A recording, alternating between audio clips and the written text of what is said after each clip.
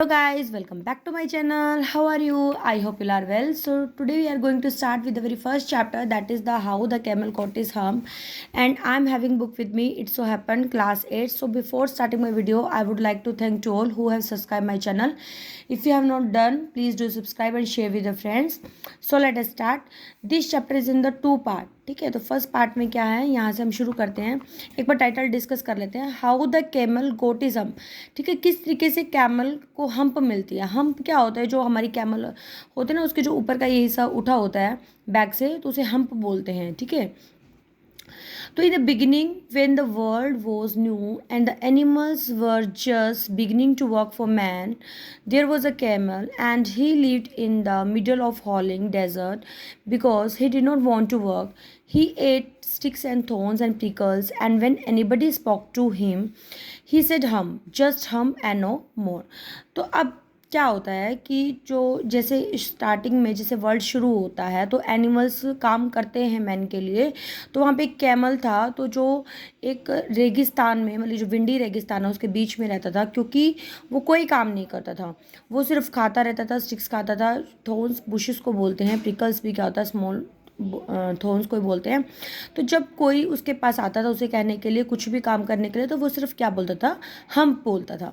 Just हम and no मोर, सिर्फ हम बोलता था और उसके अलावा कुछ नहीं बोलता था. Presently the horse came to him on Monday morning with a saddle on his back and said, camel O camel, come out and trot like the rest of us.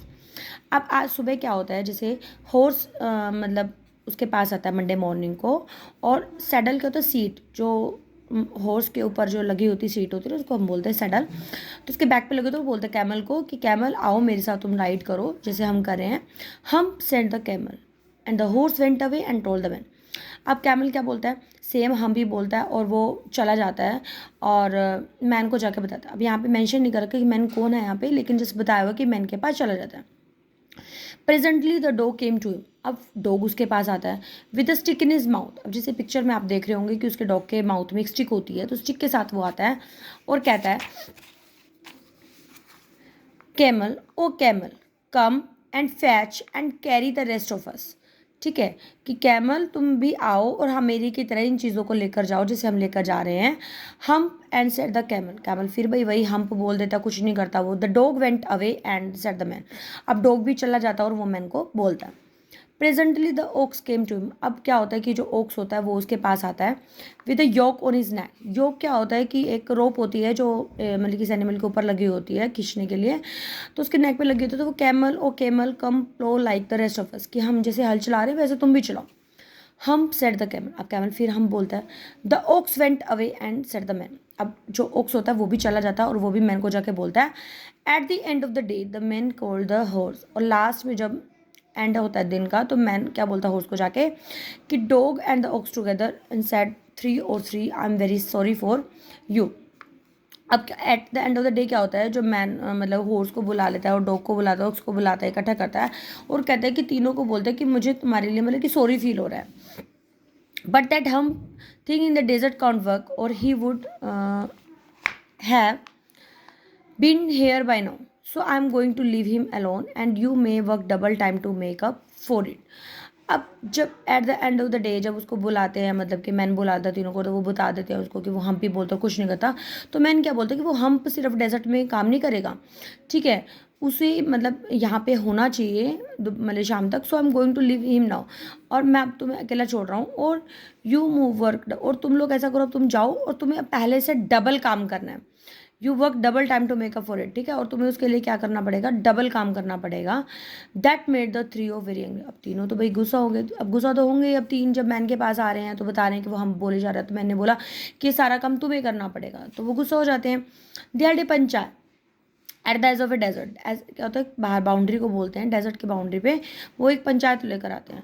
The camel came chewing cud and laughing at them. अब जो camel का confidence देखो, camel वहाँ पे chewy करते आता है, मतलब खाना छुपाते हुए आता है और उनके ऊपर हंसता है. देन ही सेड हम एंड वेंट अवे अगेन. और अब फिर वो हम बोलता है और वहाँ से चला जाता है. Presently there came along the djinn who was in charge of desert rolling in a cloud of dust. अब फिर वहाँ पे क्या होता है, एक जिन आता है, जिन एक स्पिरिट होती है, ठीक है, और वो डेजर्ट का इंचार्ज होता है, और वो मतलब से रोल रोल करके क्लाउड के डस्ट से फिर आता है, प्रेजेंट होता है। जैसे देखो पिक्चर में डस्ट का रोल बन के आ रहा है ना, जिन ऐसे आ रहा है। तो djinn of all desert said the horse, is it right for anyone to be idle. Idle क्या होता है, बेकार, लेजी। कि अब हॉर्स क्या बोलता है कि आप इस रेगिस्तान के जिन हो, क्या मतलब कि बेकार होना सही बात है किसी के लिए। Said the djinn certainly no, कि बिल्कुल भी नहीं। जिन ने बोला, well said the horse, there is a thing in the middle of your desert with a legs, and he has not done a stroke of work since Monday morning. अभी देखो किस तरीके से वो उसको डिस्क्राइब करे कि डेजर्ट में एक लंबी नेक वाला, लंबी लेग वाला है जो कुछ भी नहीं काम करता है मंडे मॉर्निंग से, और ही वो नॉट ट्रॉट, और वो बिल्कुल भी राइड नहीं करा। Whew said the djinn whistling, और जिन ने मतलब कि विसल सिटी बजाते हुए क्या बोला कि व्यू एक एक्सप्रेशन होता है, रिलीफ एक्सप्रेशन होता है, दैट्स माई कैमल, कि हाँ वो कैमल है। What does he say about, कि तुम क्या कहते हो उसके बारे में। He says humph said he would not plough said the ox, ox ने क्या बोला, वो कुछ नहीं बोलता, वो सिर्फ हम बोलता है, वो कोई प्लो नहीं करता, कोई राइड नहीं करता।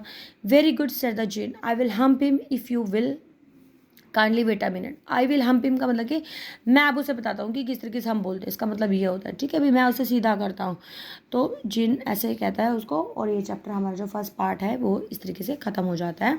अब सेकेंड पार्ट में देखते हैं कि क्या होता है। Djinn rolled himself up in his dust cloak, और जिन अब अपने आप को रोल कर लेता है जैकेट के साथ, एंड अक्रॉस द डेजर्ट, और फिर वो उसमें वहाँ से डेजर्ट में से मतलब कि वो करता हुआ चला जाता है। And found the camel looking at his own reflection in a pool of water, और क्या देख रहा होता है कि उसने जब वो गया कि कैमल अपनी रिफ्लेक्शन देख रहा होता है, अपने आप को देख रहा होता है पानी में। My friend said the djinn, what is this, I hear of your no work, do you not, एक मिनट यहाँ से ना थोड़ा बाइंडिंग में दिक्कत आ जाए, डूइंग नो वर्क है। तो वो कहते हैं कि मैं क्या सुन रहा हूँ कि तुम तो कोई काम नहीं करते हो। द जिन सेट डाउन, जिन वहाँ बैठ गया, with his chin is hand, जैसे पिक्चर में दिख रहा है, अपने हैंड को चिन पे रख के।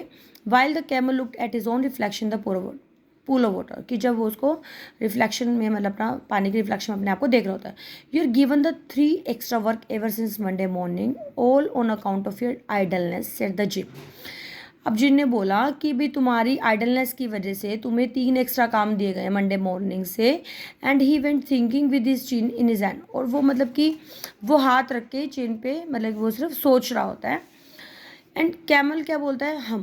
कैमल फिर वही हम बोलता है। I should not say that again if I were you, said the djinn. Djinn ने बोला कि अगर मैं तुम्हारी जगह होता ना तो मैं ऐसे नहीं कहता फिर से दोबारा हम। You might say it once too often, I want you to work, ठीक है। वो कहते हैं कि तुम हमेशा ऐसे ही करते हो, मैं चाहता हूँ कि तुम काम करो। सेड द कैमल, हम। अब देखो कैमल का फिर से वही रिएक्शन था कि humph. But no sooner had he said it than he saw his back that he was so proud of puffing up into a great big humph. और जब मतलब इतने में इतनी देर नहीं होती है कि तो क्या वो कहता है कि तुम अपनी बैक को पीछे देखो, और वो बड़ा प्राउड फील करता है क्योंकि तुम अपनी बैक को देखो। तो लेकिन उसकी बैक क्या होती है, पफिंग होता है, फूल जाना, स्वेलिंग हो जाना, और एक सेल होता होता उसकी जो बैक होती है वो हम्प बन जाती है। Do you see that, said the djinn. Djinn ने बोला क्या तुम्हें वो दिखाई दे रही है। That's your very own hump, ये तुम्हारी खुद की हम्प है। जैसे हम बोल रहा था वो उसकी हम्प ही बना दी उसकी। That you brought upon your very own self by not working, कि अब ये तुम्हारी हम खुद तुम्हारे ना काम करने की वजह से खुद से बन गई है। टुडे इज़ थर्सडे, कि आज थर्सडे होगा, ना मंडे काम किया, ना ट्यूसडे, ना वेनसडे, आज थर्सडे है। You have done no work since Monday, कि तुमने मंडे से अभी तो कोई काम नहीं किया। वेन द वर्क बिगेन, जब से काम शुरू हुआ, now you are going to work, और अब तुम क्या करोगे, काम करोगे। How can I said the camel, अब कैमल ने बोला कि मैं कैसे कर सकता हूँ। With this hump on my back, कि मेरे बैक पे तो हम्प हो गए। That has a purpose, said the djinn. Djinn ने बोला कि इसका भी एक पर्पज है जो हम्प है। ऑल बिकॉज यू मिस दो 3 days, क्योंकि तुमने वो 3 दिन मिस किए। You will be able to work now for 3 days without eating, कि अब तुमने 3 दिन काम नहीं किया, अब तुम 3 दिन बिना कुछ खाए पिए काम करोगे, क्योंकि because you can live on your हम, क्योंकि जो तुम्हारा हम्प है उसके तुम उसे सर्वाइव कर सकते हो, उससे तुम जी सकते हो। डोंट यू एवर से I never did anything for you, और तुम अब कभी ये नहीं कहोगे कि मैंने तुम्हारे लिए कुछ नहीं किया। Come out of the desert and go to the 3 and behave, कि अब तुम डेजर्ट में बाहर आओ और जाओ उन तीनों के पास और अच्छे से काम करो। And the camel went away to join the three. अब कैमल क्या होता है, वहाँ पे वापस आ जाता है और उनको तीनों को ज्वाइन कर देता है। And from that day to this camel always wears a humph. और उस दिन से जिस जब स्टोरी लिखी गई आज तक कैमल के हम्प होती है, we call it hump now, जिसे हम भी बोलते हैं, ठीक है। मतलब कि फीलिंग को हर्ट करने के लिए जिस हम्प बोलते हैं। But he has never yet caught up with the 3 days that he miss at the beginning of the world. और मतलब कि उस दिन से मतलब क्या होता है कि उसने वो 3 दिन मतलब उसके वापस नहीं आए, ठीक है, जो उसने मतलब कि जैसे बिगिनिंग में जो मिस करे थे। He has never yet learn how to behave. और फिर उस वजह से वो 3 दिन उसने मिस कर दिए, लेकिन वो 3 दिन के अलावा वो दोबारा ऐसा टाइम नहीं आया कि जब उसने ऐसा काम मतलब करना मिस किया हो। और उस दिन से वो बहुत अच्छे से बिहेव करना भी सीख जाता है। तो it is the end of the story. तो इस स्टोरी में हमारा पर्पज़ क्या है कि we should not be lazy, हमें लेज़ी नहीं होना चाहिए, हमें हमेशा हेल्प करनी चाहिए अपने फ्रेंड्स की, ठीक है। लेज़ी होने से काम नहीं चलता।